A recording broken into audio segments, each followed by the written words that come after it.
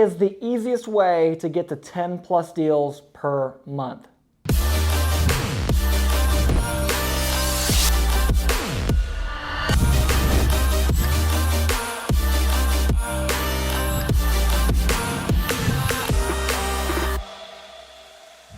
All right, guys, welcome back to the channel. If you're new here, welcome. My name is Spencer Van. It is a pleasure to have you here. And in today's video, we're going to be talking about, in my opinion, the easiest, simplest way to get to 5, 10, 20, 30, 40 deals per month. And yes, there are people out there doing 50 plus deals per month. In fact, several of them are my students, to be frank with you, and are absolutely crushing it, obviously. But before we jump into it, I just wanted to ask, as a favor, if you could like this video. It helps us boost this video so more people can see it. And of course, if you could subscribe, hit the notification bell, because once per month, we actually give away some free mini courses, and that's coming up very, very soon. So you want to be notified when we do that live stream, so you can potentially win a free mini course. Now, with that being said, let's jump into today's topic, which is, again, talking about the easiest way to massively grow your surplus fund business. And the first thing you have to understand is there's only 4 ways to grow a business. Okay, there's 2 exponential ways and there's 2 linear ways. So I want you to think of this in kind of like a quadrant. If you think back to math, like there's a quadrant, right?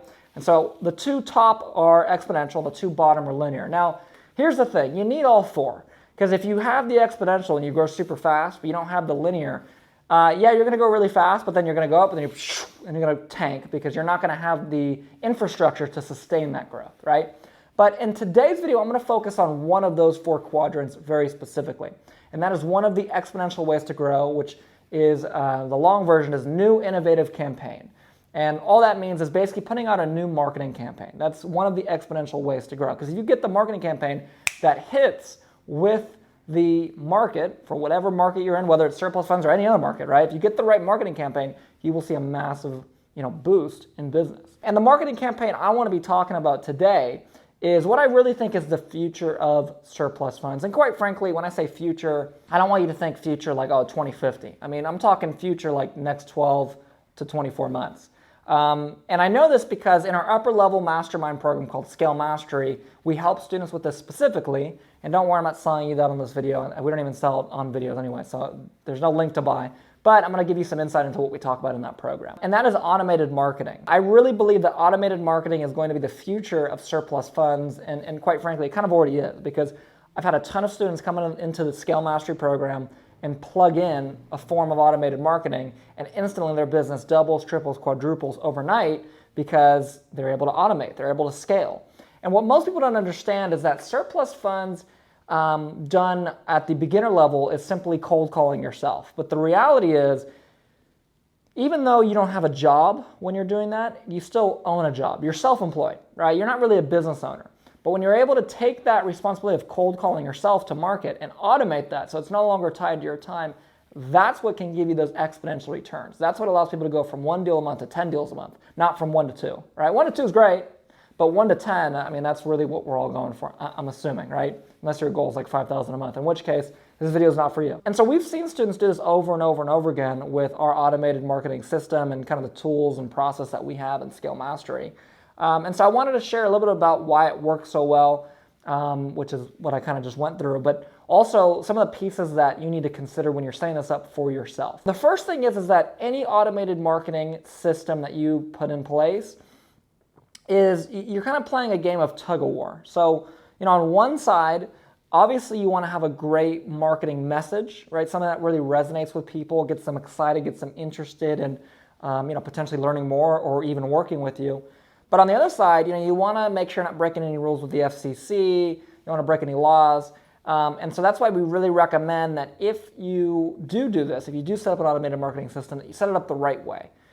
Make sure that you don't break any rules. Make sure that you, again, set it up the right way the first time, because it is true, there's been people that, not necessarily in surplus funds, but in other avenues, that have used the same types of systems incorrectly. That have gotten in trouble for it. So don't be the person that does it incorrectly. Be the person that does it correctly, doesn't get in trouble, and does really, really well with it. That's number one. But the other thing is, what do these systems actually look like? Well, you basically could go several different ways with it. You could either automate it with some sort of a software, Or you could automate it with human capital, with bringing people in to work for you, whether that's an actual employee, a contractor, or some sort of a virtual assistant, or both, right? Maybe a contractor that is a virtual assistant, right? And so I'm going to explain a little both in this video. If you want more, I do have a training, and again, on the training, I'm not selling you a course. You can't buy anything. It's a 20-minute training on how to scale your business. There's no pitch. Okay, I'm not selling anything on there. But I'll have a more in-depth version of this video, much more in-depth training of it down below if you want to see that. But basically, with the software side, what you'd be looking to do is setting up some sort of either automated text message, ringless voicemail. You can do direct mail, although I really would not recommend it. Typically, the first two is what we really recommend, is automated texting and ringless voicemail. Now, there's some different pros and cons for each one. So texting, for example, you can actually customize the text for each person. So in the software, you could have it say, if your name is Sally, it could say, hey Sally, you're owed, and if you were owed $100,000, it'd say $100,000. And in that same batch, if it was sending one out to Cameron, it'd say, hey Cameron, you're owed $27,000, right? So it would customize for each person. You can't do that with ringless voicemail, obviously, because it's a copy of your voice, like you're recording your voice. So that's you can't unless you're going to record 100,000 messages or whatever it is. Okay, but what you can't do with text that you can do with ringless voicemail is you can add a little bit of a personal touch. So, when you're sending out a blast, a text message blast, it's just words on a screen. But when someone hears your voice, it adds that human element. And then later on, if they talk to you on the phone, even if they're not consciously thinking of it, they're like, oh, I've heard this guy before. I'm familiar with this guy. It's not a new voice, right? Even if they've only heard it once. A more extreme example of this is sometimes when I got on one-on-one coaching calls with some of my Scale Mastery students, they're a little like, whoa, I'm talking to Spencer, because they've listened to my voice for so long on YouTube and in courses. And really, I'm just a regular guy, but they've listened to me for so long, they're like, whoa, right? So this is like a micro version of that. It's like, they've heard your voice on a voicemail, and so they kind of recognize you, like, oh yeah, I remember, yeah, you called me, da-da-da, right? Those are kind of the pros and cons, and it really depends on where you're at, what we would recommend for you. Then the other way to go is, again, with the human resources, with bringing people in.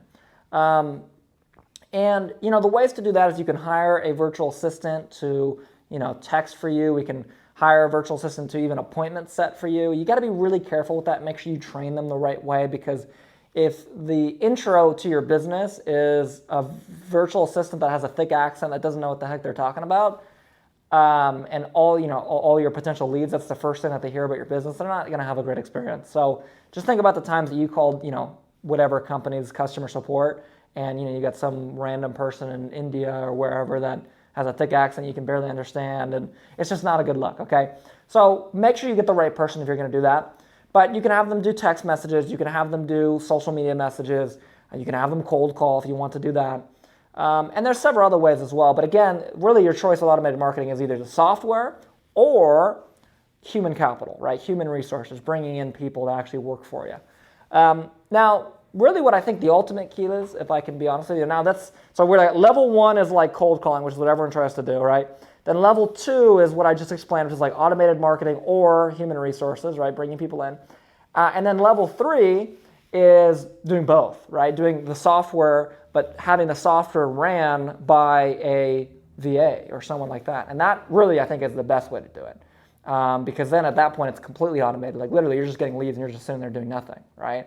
Everything's ran for you. So that's level 3. But if you're on level 1 right now, okay, think about, well, what can I set up at level 2? How can I ascend to level 2? So, and hopefully that training down below will help that out. Again, not selling anything on the training. Hopefully that makes sense. If you enjoyed this video, click the like button down below. Leave a comment your thoughts if this is new information. Hopefully this has enlightened you a little bit. And of course, hit the subscribe button and the notification bell. Like I said, once per month we do those free mini course giveaways, which is coming up very, very soon. You want to get notified for that. I think that's it. So I appreciate you guys watching this video, and I'll see you on the next one.